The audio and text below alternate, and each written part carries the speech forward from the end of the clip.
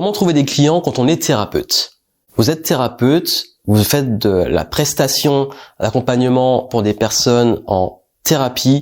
Comment développer votre clientèle? Ça va être le sujet de cette vidéo. Bienvenue ici, Joanne Yangting. Si c'est pas encore fait, vous pouvez vous abonner à la chaîne YouTube parce que je donne régulièrement des conseils pour aider les indépendants entrepreneurs à développer leur business de façon alignée, éthique et surtout à avoir beaucoup plus d'impact. Parce que si vous faites ce genre de métier, c'est que vous avez envie de changer la vie des gens. Et j'ai beaucoup de thérapeutes qui me suivent dans ma clientèle. Ça fait plus de 10 ans que j'accompagne les indépendants dans la croissance de leur entreprise, leur marketing et leur stratégie de vente et savoir comment vendre sans vendre, même quand on n'est pas à l'aise, qu'on n'a pas la fibre commerciale. Et aujourd'hui, je vais m'adresser aux thérapeutes. Si vous voulez développer votre clientèle, il va falloir appliquer une stratégie étape par étape qui est propre au marché de la thérapie. Parce que pourquoi il y a plusieurs enjeux? Le premier enjeu, c'est vrai que quand on est thérapeute, on est un peu coincé, notamment sur les prix du marché. Il y a souvent, chez les thérapeutes, une sorte de norme sur les prix. Et si on s'aligne pas, c'est très difficile de se développer, à moins de mettre en place une stratégie que je vais vous montrer après. Ensuite, il y a cette notion locale. Parce que si vous avez par exemple un cabinet ou que vous recevez à un endroit précis, en fait, il y a cette notion que la concurrence est surtout locale dans votre ville, dans votre région, même si on peut faire aussi l'accompagnement à distance avec les outils qu'on a aujourd'hui. Mais très souvent, c'est du local. Et le troisième point, c'est qu'en tant que thérapeute, et ça c'est propre à ça, c'est que on a toujours cette image, peut-être que vous le vivez, que le fait de vendre, beaucoup peut-être de clients pensent que ça devrait être gratuit ou que c'est pas bien de vendre ce genre de choses parce que vous devriez aider gratuitement. Alors je vais tout de suite briser cette croyance. On paye les médecins, on paye toutes les personnes qui accompagnent, on paye les soins, on paye l'éducation et c'est normal dans votre métier d'être payé. Donc ne vous laissez pas arrêter face aux personnes qui vous font ces remarques. Ces personnes-là, vous en aurez toujours, on les a dans tous les domaines du business.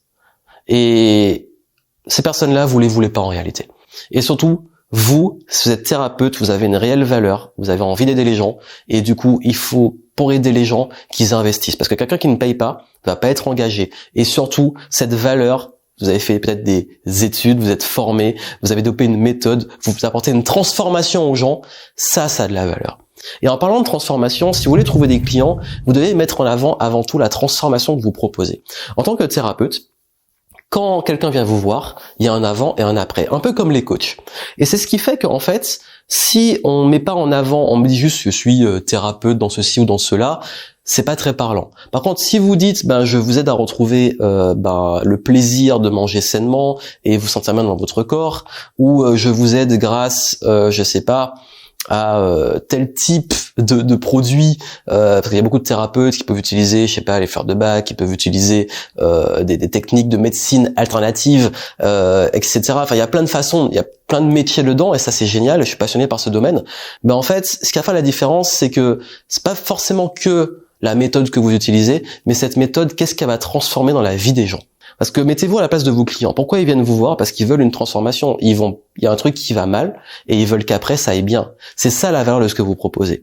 Et cette valeur, vous devez beaucoup le mettre en avant et pas juste votre métier en tant que thérapeute. Et c'est ça qui gonfle la valeur perçue et qui fait que les clients vont venir plus naturellement. Il y a aussi l'aspect, en fait, quand quelqu'un choisit un thérapeute, il y a cette notion de confiance. Surtout si c'est une approche qui est un peu alternative des trucs traditionnels, les gens vont souvent avoir une petite méfiance parce qu'il y a beaucoup de charlatans, faut le dire. Et vous avez cette notion de crédibilité. Comment être crédible? Clairement le bouche à oreille et l'aspect aussi local. Ça veut dire quoi? Ça veut dire que en tant que thérapeute, n'hésitez pas à demander à vos propres clients de justement en parler autour d'eux. Et parfois on n'ose pas le faire. Mais pourtant, quand je dis à mes clients thérapeutes de le faire, les clients sont ravis de les recommander. Et en fait, juste le fait de vous créer cette réputation, moi, quand je fais appel à un thérapeute, on me l'a recommandé. Quelqu'un en qui j'ai confiance m'a recommandé cette personne. Ça fait une grosse différence. Un thérapeute aussi, on va le choisir par rapport à la crédibilité, l'image qu'il peut avoir. En termes de feeling, de confiance. Donc si vous avez un site, soignez-le, vos photos, ça doit respirer les valeurs de ce que vous proposez. Si vous avez du contenu, ça doit respirer l'énergie que vous avez. Si vous communiquez de façon globale, vous devez avoir cette image qui donne confiance par rapport à votre domaine. Vous imaginez un thérapeute qui aide à gérer le stress, qui est énervé ou qui a l'air fermé sur la photo sur son site, ça donne pas envie.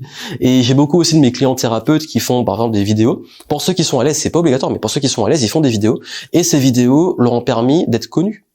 J'ai aussi, bon, c'est pas vraiment dans le domaine des thérapeutes, mais j'ai aussi des clients qui sont dans beaucoup de domaines qui sont liés au médical, des ostéopathes, des orthophonistes, etc. Et ces clients-là, en fait, le fait d'avoir fait du contenu, d'avoir créé cette visibilité, cette notoriété, leur a permis de se faire connaître et que des inconnus les trouvent par rapport à des problématiques qu'il y avait. Je pense à un client qui est ostéo, qui travaille notamment, la plupart des problèmes que les gens ont, c'est des douleurs de dos, et qui a fait des petites vidéos sur comment soulager les douleurs à la nuque, etc. Des trucs très spécifiques, douleurs cervicales, douleurs, etc. Et en fait, ces contenus-là, les gens ont cherché, ils ont trouvé ces contenus, et ils l'ont connu, et ils sont allés voir pour une séance pour aller beaucoup plus loin. Et ça, c'est aussi des stratégies de visibilité et de développement de la clientèle. Mais ça ne marche que si vous êtes au clair sur votre spécificité. Il vaut mieux être un thérapeute très spécifique sur un problème que les gens ont et être le meilleur de votre ville pour résoudre ce problème qu'être un énième thérapeute généraliste. Vous devez être le meilleur sur un point spécifique dans votre ville. C'est comme ça que les gens vont en parler. Et après, ce que je vous souhaite, et quand vous travaillez bien, c'est que les gens se déplacent de toute la France, toute la Belgique, toute la Suisse, tout le Canada, pour les francophones qui me suivent, du monde entier pour venir vous voir. Parce que ils savent que vous êtes le meilleur pour ça. Et ça, c'est vraiment l'aboutissement. Et c'est là, quand je parlais des prix, en termes de comment être plus cher que ses concurrents quand on est thérapeute, où il y a beaucoup une logique de marché, en fait, ce qui va faire la différence, c'est si vous avez cette capacité à vous différencier, notamment sur la transformation et l'autorité que vous avez. Via des livres, vous pouvez aussi être visible sur les annuaires, les places de marché, bref, tout ça, j'ai fait une vidéo que je vous montre en descriptif où je vous explique différentes stratégies de visibilité, mais avant de faire ça, vous devez appliquer ces concepts clés qui font la différence. Et ces concepts vont permettre de faire la différence entre un énième thérapeute et celui qu'on va choisir.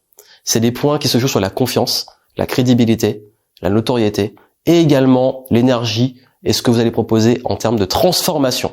La transformation, l'offre. Et ça, si vous avez cette notion-là, marketing, parce que c'est du marketing. Oui, mais le marketing, en fait, le but, c'est simplement que votre talent soit reconnu, que vous ayez plus de personnes qui profitent de votre talent. C'est pas un truc, on pense souvent que le marketing, c'est la manipulation, c'est mal. Non, c'est juste la façon de formuler la même chose, formuler différemment en termes de transformation, fera que vos clients vont venir plus facilement. Et je vous ai mis en dessous des ressources pour aller plus loin, pour vous développer votre business, votre cabinet, votre stratégie, moins vendre votre temps, monter en gamme s'il le faut, avoir beaucoup plus de flux de clients, de qualité, tout ça est juste en dessous. Je vous souhaite un maximum de succès et abonnez-vous à la chaîne. Comme si ce n'est pas encore fait, abonnez-vous et vous aurez des conseils réguliers sur comment vous organiser, communiquer, vendre, faire du marketing, etc. Plein de succès à vous, à très bientôt.